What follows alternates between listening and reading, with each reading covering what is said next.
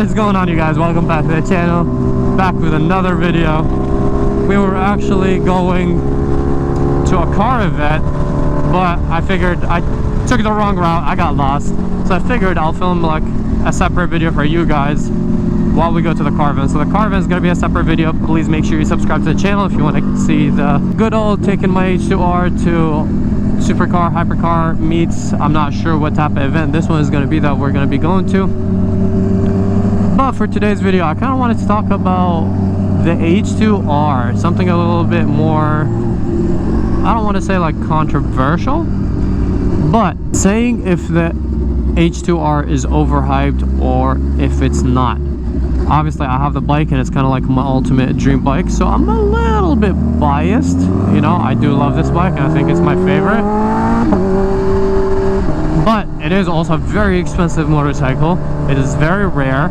It's a track only bike, so there's a lot of like, you know, controversy where some people are saying that it is overhyped and stuff like that. Most people absolutely love this thing, including myself. I think if you don't like it, I don't know.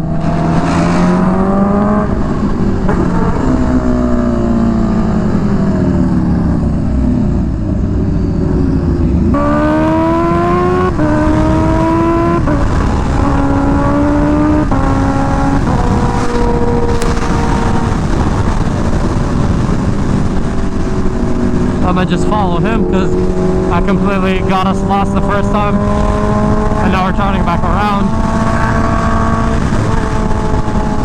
But yeah, I feel like if you don't like the H2R, then I don't know, like I don't know why you wouldn't like it. Like some people hate on these bikes because they say they don't look good or something like that, but I personally think they look amazing and they're the ultimate, the pinnacle of motorcycles in my opinion, unless you're talking like a MotoGP bike or something like that. But I think these bikes are as close as it gets to a MotoGP bike. I have no idea if you guys can hear me from how loud this bike is. Yeah, it is like deafening loud. Talk about the H2R. Now the H2R is double the price of the regular Ninja H2. So can we really justify that price difference? I think first and foremost, let me talk about the differences between them. The H2R has a completely redesigned front face. It does not have headlights, which is why the front face is completely redesigned. I didn't think too much of it until I got one, the H2R, and I put it right next to my H2 and compared the two. And I was like, okay, there's actually like a pretty decent difference in between the two. I didn't think I would notice it as much, but it's actually pretty noticeable. This is like way more menacing, looks way more aggressive without that headlight. I was never too big of a fan of a single headlight. Always like having two. The single headlight of the H2 is kind of like meh in my opinion. That's like one of the only things I don't like about the designs of the H2.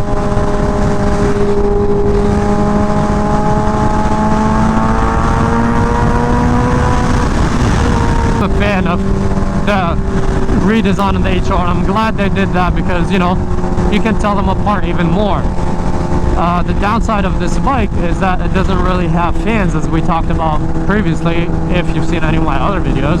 Since it is a track bike, they expect it to be on the go, so you're not going to be stopped at lights and stuff like that, which is mainly when you need to use your fans. So yeah, this bike doesn't have fans, so you kind of expect to be on the go. The good news is Kawasaki made it easy enough to install the fan from the H2 on this. So if I buy an H2 fan, it's plug and play with this thing. I just install it. It's not the easiest install because you probably have to move the headers out of the way and stuff like that. But at the end of the day, the bolts are there. I just like bolt it where it's supposed to go. And after that, the ECU already is set up to have fans. So technically right now, like when it gets to a certain temperature, the bike is like, oh, turn the fans on, but there are no fans. So when I plug in the fans, it should be like they turn on and then cool down the bike. So that's a big plus. Thank you, Kawasaki, for making it easy. I do plan on getting fans eventually on this bike because, you know, this bike is not always on the go. and we do get stuck in traffic or lights or stuff like that. This comes with a full titanium exhaust system from Kawasaki. Other brands like Van Diemen and the old Brocs that I have on my H2 actually were pretty much like replicas of this exhaust. This is the original H2R exhaust. That's how it comes, full titanium, and definitely sounds louder than both my Brocs and definitely louder than the Van Diemen. I think the Brocs and the Van Diemen are about the same, especially when you're revving them. The Brocs might be a smidge louder, mainly because it sounds more raspy. I don't think it's necessarily louder, but it's more sharp, so it sounds a little bit more aggressive. Somebody just got themselves a new Lambo. It has new plates on. So this one is definitely louder than the H2s with the replica exhaust that looks similar to this one. Besides that, I think those are like the main differences visually, because you're going to see the full exhaust system. You're going to see that it doesn't have a front face. When you look at it from the side, if you notice that type of stuff, you'll notice there's like a big gap behind the headers because of the fans. It's missing fans. Other than that, it's pretty much like the same bike. Oh, there's one more thing that actually you will notice is that on this side the air intake goes into here, and you can see the supercharger directly there because the air filter is actually on the front of the bike. It has two air intakes in the front versus the one only on one side on the H2. Woo! This thing is so loud, man. A decent amount of bikers are out, surprisingly. Yeah, it is like for winter, it is decent weather today. It was colder earlier today when I went to the first meet, but it's a lot better now. So alright, let's chill down a little bit so you guys can hear me better, and I'm not going deaf with the sound of this bike, so I can talk about it a little bit more. There's one thing that I'm bummed about, is that because the front face is designed differently, the, what is it called? The windshield, I guess? I don't know why I forgot the name of this thing. But yeah, the windshield right here actually also has a different design. So if I wanted to get like a double bubble or, you know, a tinted one, I can't, because everything is made for the H2. Nobody makes a double bubble or a tinted windshield for the H2R. So if I want to tint it, I would literally have to take it off and tint it like what you would tint like a car, you know, at a tint shop. Which I do plan on doing eventually. I think it will look good with like a slight tint, nothing crazy.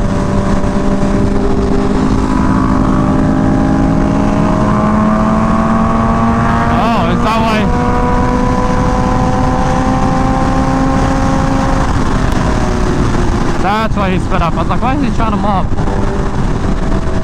That's cool. With the dealer plate.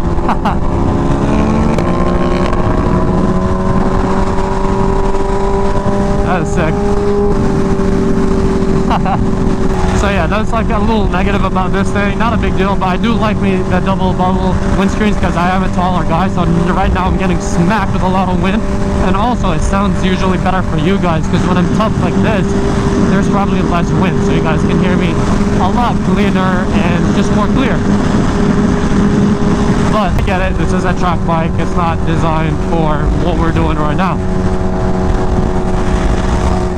So yeah, besides the air intake and all that stuff, it does have, as I said, like a very redesigned air intake, so this takes in a lot more air, since it's like the biggest air filter I've ever seen on a bike. It goes all the way throughout the whole front. It's literally like, I'd say like at least this big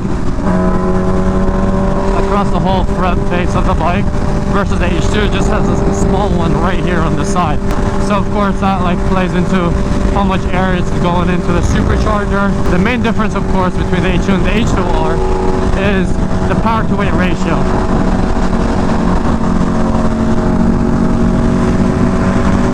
We forgot that he needs gas, and we took a little detour and we're mobbing a little bit. So the power to weight ratio on the H2R is completely different than the H2. It is rated at 330 horsepower and 200, imagine if this thing was 200 pounds, that would be insane, and 475 pounds. So not only it makes 100 more horsepower than the H2, because the H2 is rated at 230 horsepower, not 330, so 100 horsepower less, but also 525 pounds, which is 50 pounds heavier than this one right here. Turn it off because, as I said, it does not have fans. Keep it in gear because it's on a hill too. But this is what I was explaining. You can see the supercharger right very clearly here. Usually this is blocked right here because this is where the air filter goes, so it's a very different setup right here. And of course the front face looks absolutely different, with you can see the air filter all the way from here to the other side. So all that is very different, the way it looks. Of course, the full titanium exhaust system, which is absolutely beautiful. All the green titanium bolts and stuff like that, most of this stuff you guys see on the bike are actually aftermarket. Added carbon fiber subframe, all type of carbon fiber goodies, titanium, and you know, basic stuff like levers, grips, quick release gas cap, extra carbon that I talked about, a custom seat with my logo on it, a ton of other stuff that I've done to this bike. And of course we have the H2R wings. I forgot to mention those. That's a big difference. Oh, that was quick. Between the H2 and the H2R are those winglets, the top and bottom ones, but you can get those for the H2, like what I've done with mine. Yeah, as you see now it's at 199. Heating up a little bit because it does not like being stopped. But it's good that we stopped real quick for some gas, because I got to show you guys some of the bike a little bit before the next video where we go to the event.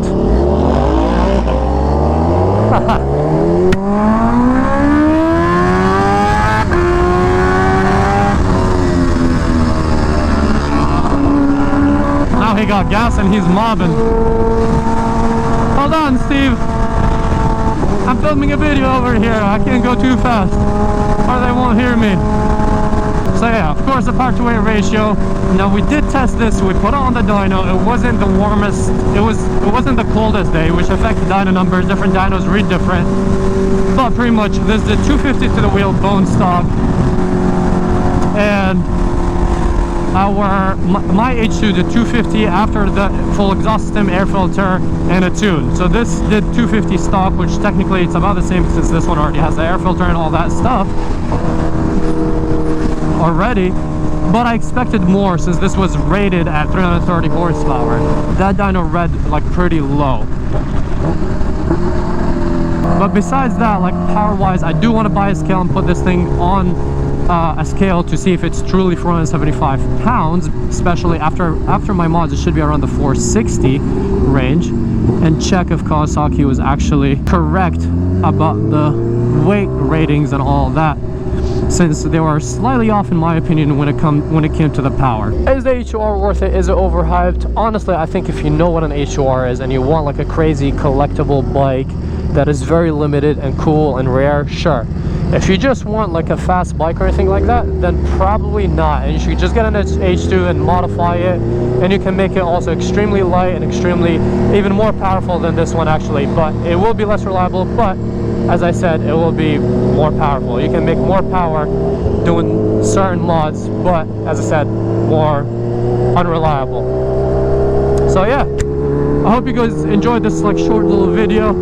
I figured I'll film like another video while we go to the other event, but subscribe and check out the next video for the other event. And let me know what you guys think. Do you think the H2R is overrated? Is it worth double the price of the H2? Because I did want to mention that you can pretty much build an H2 to make H2R power for like $15,000, which puts the H2 at 45K instead of the 60K right here. We're talking based on MSRP. So yeah, hope you guys enjoyed this video. If you did, please drop a like, subscribe. I'll catch you guys in the next one. Peace out, ride safe.